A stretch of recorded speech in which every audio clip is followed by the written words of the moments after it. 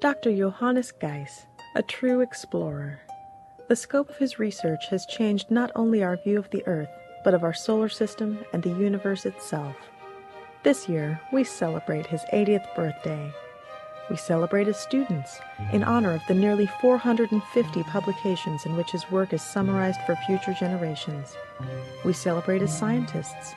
Dr. Geiss's contributions have changed the way we view the history of our planet. And we celebrate as citizens of the world, for his work has amazed and inspired us, and stretched the limits of our imagination. Thank you, and happy birthday.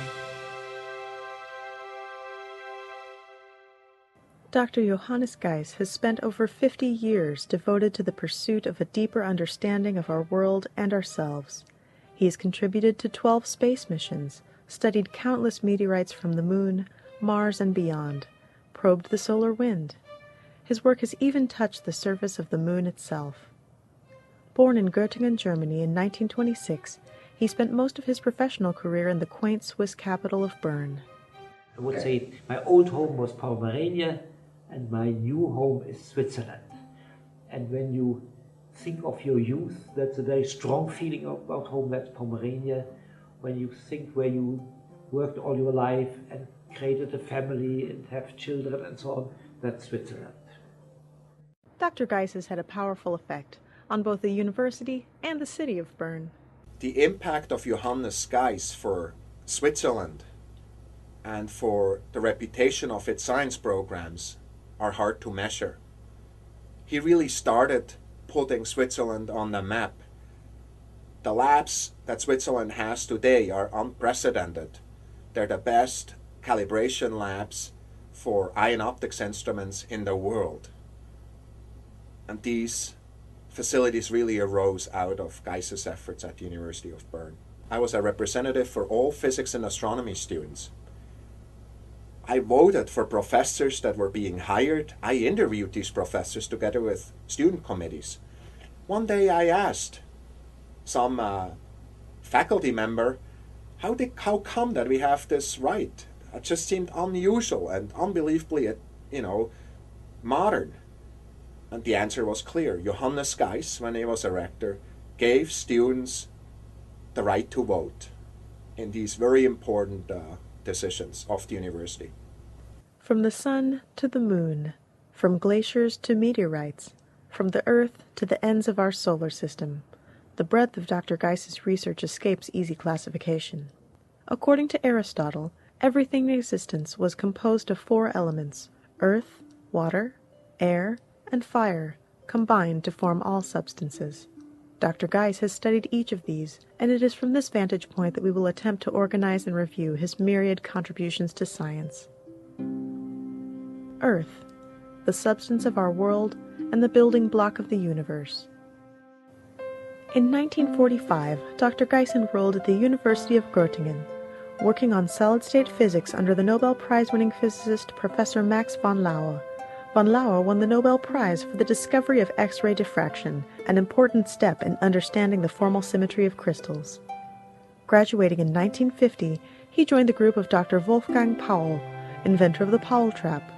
The Paul trap is one of the most ingenious tools developed for the exploration of the very smallest worlds, examining the Earth in minute scale. During his time in Göttingen, Dr. Geiss worked on one of the most important discoveries for understanding the history of Earth. Earth was beginning to surrender some of its secrets in the form of isotopes. For example, Dr. Geiss helped discover that by charting the highly predictable decay rate of lead isotopes, one could begin to accurately determine the precise age of the Earth and its constituent parts. Dr. Geiss helped build Göttingen's first magnetic mass spectrometer for use in this application. In 1953, Johannes married his charming and beautiful wife Carmen, and made the move from Göttingen, one of the great centers of European science, to a small and beautiful Swiss university at the foothills of the Alps, the University of Bern, a place that would come to be intimately linked with his career. In Bern, Dr. Geiss drew the attention of one of the most interesting and colorful scientists in Bern's history, Professor Houtermans, with whom he built the first advanced mass spectrometer in Bern, the first of many advanced mass spectrometers for which Bern is now well known. Shortly after, he ventured to the United States and the University of Chicago, where he worked with Dr. Harold Urey, the Nobel Prize-winning discoverer of deuterium.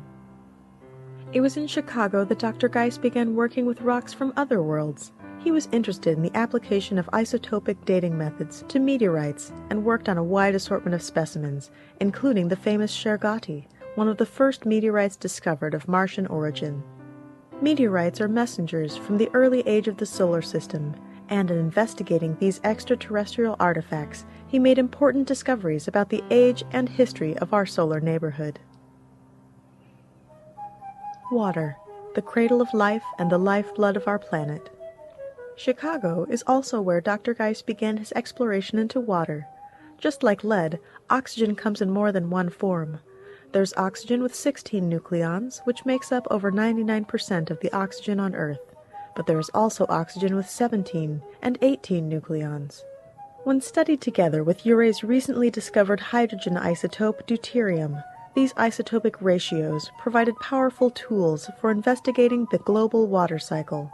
Further, by studying this ratio in the deposits of microorganisms that constantly settle to the ocean's bottom, Dr. Geiss was able to look deep into the history of the planet's water cycle.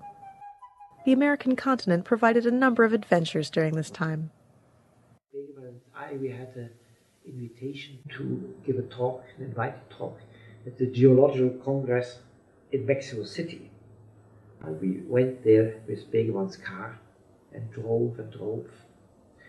And we had an unintended stop of 2 weeks in Denver. Why? Because Karen got bitten by a rattlesnake on the way. So there was a story, I think he had a flat tire, and she walked off the road, and there are not so many, but this was near Denver, and they are there. This is the half desert there. And in Mexico, when we saw these pyramids, I remember once a guide or so came, and some people and women touched her, because apparently in Mexico there was a story, this was in the country of Mexico, that if somebody, a woman survives a rattlesnake bite, she's kind of holy, or it's a miracle or something like this. So then we realized how dangerous it has been. Air, the breath and the soul of the world. In 1958, after a brief return to Switzerland where he continued his research into meteorites, Dr. Geiss traveled back across the ocean for a position at the University of Miami. There he began looking into the mysteries held by air. He learned that glacial deposits, atmospheric particles carried by the air and coming to rest on glacial surfaces over many years, could be read like a book telling the atmospheric and climatic history of our planet. Setting up a laboratory in Miami provided its own challenges. There's no glass blower. We found in northern Miami a glass blowing shop, but the only thing they did was these Christmas bubbles, So I knew how to glass blow like a physicist. So I had to teach somebody, if I remember correctly, how to glass blow. I was pretty bad, but he was worse. So my partner was an Italian, and I came here from Switzerland. So we had great fun to teach these Americans how to do things, It was very fun. Fire, the driving force of creation and destruction. It is now clear that 99% of the known matter in the universe is in a state of fire, in this case, plasma. The center of the Earth is a molten sphere. Our sun is a giant boiling mass of plasma, as are most other stars, and the space between the stars is filled with plasma, in the form of the solar wind. The flames from the sun, the solar wind, constantly carts solar plasma from its surface into space, bathing the Earth and every other celestial body. This solar wind provides a unique opportunity for exploration. It brings actual solar material right to our doorstep. In 1969, one of the most ingenious experiments devised by Dr. Geiss made history. The idea was simple and graceful, however, the implementation and significance was epic. Dr. Geiss envisioned a simple foil sheet. When placed in the proper location, it would for the first time collect particles of the solar wind for study. It would become the first scientific experiment on the moon. Well, as I said, he has been well known in the community for being the first to use the moon as a laboratory. And the cleverness of the idea is incredible, and this is certainly one very, very special gift that he had to understand that with a piece of chocolate paper, he could measure the composition of the solar wind.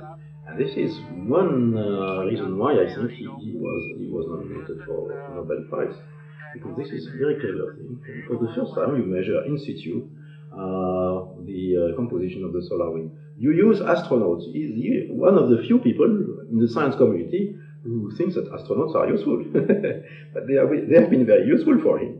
In fact, the first thing that an astronaut had to do for put his feet on the moon, say this is a great step for mankind, a small step for a human being, but great step for mankind, and then deposit the Geiss foil on the moon. So this is a great achievement, and I think we owe him in Europe one of the grand premières of science in the Apollo program and in space in the space era. In addition to these explorations, Dr. Geiss has contributed to 12 satellite investigations, providing exciting insights into the earth, water, air, and fire of our planet and beyond. To name just a few: Ulysses, orbiting over the solar poles, giving scientists otherwise unattainable insight into the driving forces behind space weather. Wind, providing complete solar plasma, energetic particle, and magnetic field data for magnetospheric and ionospheric studies. Giotto, providing a close encounter with famous Halley's Comet. And SOHO, the Solar and Heliospheric Observatory, providing the most detailed picture to date of the nature of the solar wind. Many speak of the importance of interdisciplinary endeavor, but few stand as living proof of its power. Perhaps the most important product of his decades of work in Bern is Dr. Geiss's brainchild, the International Space Science Institute. In EC, Dr. Geiss has built a place of collaboration and interchange which is unmatched in the world today, and he built this place of encounter and exchange in the heart of Europe, in the city of Einstein's 1905 inspirations, in the city he loves, in Bern. They provided a really nice small environment where people from all over the world, but particularly the Europeans, can get together and discuss problems of mutual interest in a small environment. I think that there's a kind of intimate atmosphere that is provided by the staff, by the directors, by the world regents all together, that certainly allows you to feel very much at home. He doesn't seem to slow down. I mean, he's still the same energetic guy that he was in 1980. Like Johannes, you taught me how to never stop asking questions and how to never stop making connections between things. And if I'm still as quick in my mind when I'm your age, I think I never will be, because I'm not even now. He had a way of making you feel that physics could be grabbed, that you could understand it. He has still this touch. Without Geiss, I think there would be no Ulysses, and certainly there would be no experiment. Geiss is not only a great scientist, he's also excellent in promoting science and making sure that the politicians support science. Johannes will always be my hero for what he achieved in his career, but also in what way he did it. He did it by being friendly to his people he worked with. He is Mr. Space in Switzerland. All right, I think that's... I think he's very famous because, especially to be just non-joking for a while,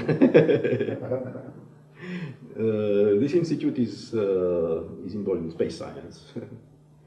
And the name of Geiss is associated to European space science and international space science since the start of the space age. As a good scientist, as all good scientists, Johannes Geiss is a human being a very good friend to a lot of people. It's hard to find people who do not love him. And giving a toast to Geiss is very easy because he's a friend of a lot of people, and you raise your glass to an extraordinary man and an extraordinary friend.